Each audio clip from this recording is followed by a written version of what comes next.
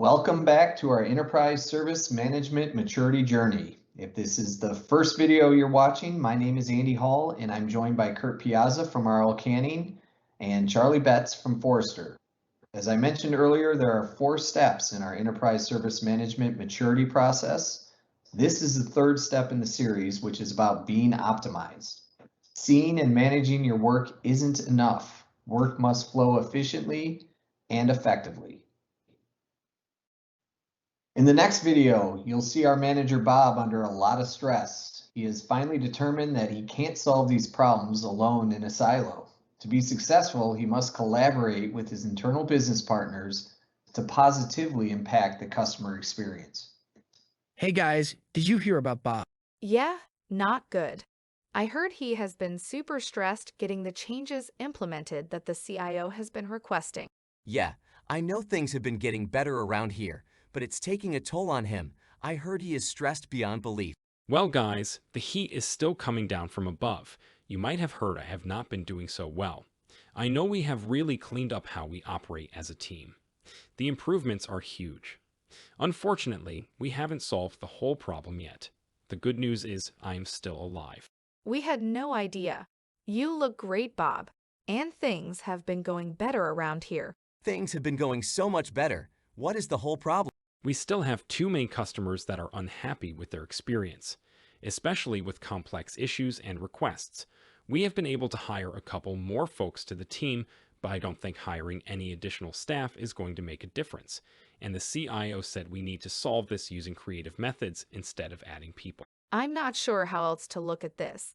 Our backlog is next to nothing, and our MTTR on closed tickets has never been lower. We are getting our work done. How is this our problem? I am not sure yet, but our customers don't feel like we are getting their work completed.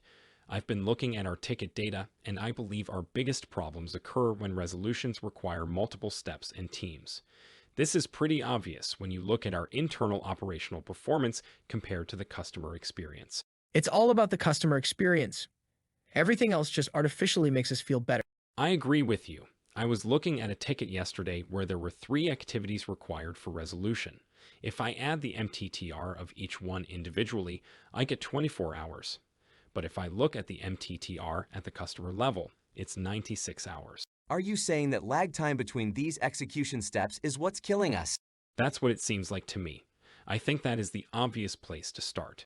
How do we change that? We are sending emails to the teams downstream from us as soon as we get our work done. Can this be automated in some way? Yes, I believe it can. Using automated system workflows, the system can create next steps, provide notifications immediately, and start the SLA clock to ensure accountability. This will enforce our overall customer experience SLA and get people focused sooner. Sounds like we need to get some workshops together with our business partners to collaborate on a joint solution. You got it. Now, someone wheel me out of here. So what just happened here, guys? The team has come so far from where they actually started, and how are they still actually missing the mark? Well, that's a great point, Andy. This team seems to be, working in their own silo up to this point. So this video focused, on the specific, trait, which is sort of lag time between process steps, which we call white space. So if we only improve something like that within our own silo, we wouldn't see the exponential benefits from improving the inter-team collaboration that could be possible more broadly. So especially in those mid to large organizations, there are plenty of work efforts that depend on handoffs between these teams and departments. And this is where digitizing workflows becomes a powerful strategy in implementing all that, that Lean and Six Sigma work that everyone works so hard at. Yep, absolutely. And for as long as we've been talking about Lean and Six Sigma, we're only just now getting to the point where we can have visibility into cross-functional workflows. We didn't have this even 15 years ago, 10 years ago. It's now just coming online. And it's funny, how the visions so often precede the actual reality. But now we have the ability to analyze and understand the work as it's flowing and apply those lean techniques of questioning the workflow. Is this the right steps? And are the right people doing the right work? Why is there this big gap between the elapsed time versus the effort? You know, elapsed time is 6 weeks, but the actual effort is 3 days. Why is that? You know? Right. And now we are starting to get to where we actually have the tools and visibility to solve for problems like that. It's really exciting.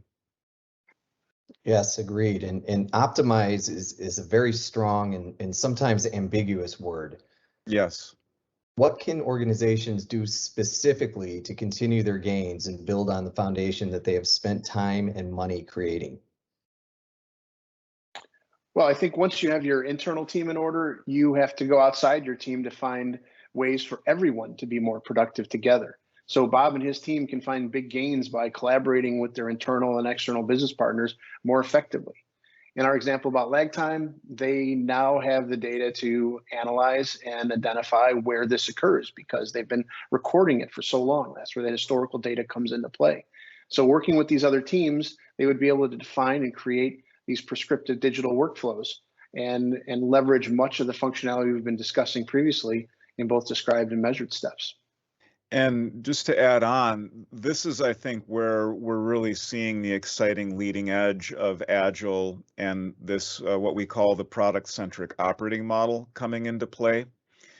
The idea is that increasingly internal service organizations should see themselves as businesses within the business.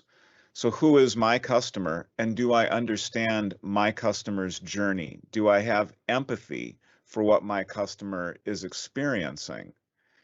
And it's very difficult to have that if you haven't got just some of the basic capabilities of workflow automation and the like. Right. And I would expect that this is where we really start to see the benefits paid out in multiples here. Yes, exactly. Yeah, I mean, I think you're exactly right, Andy. I mean, benefits really start to accelerate exponentially from here due to all the data and metrics and now automation that we have in place.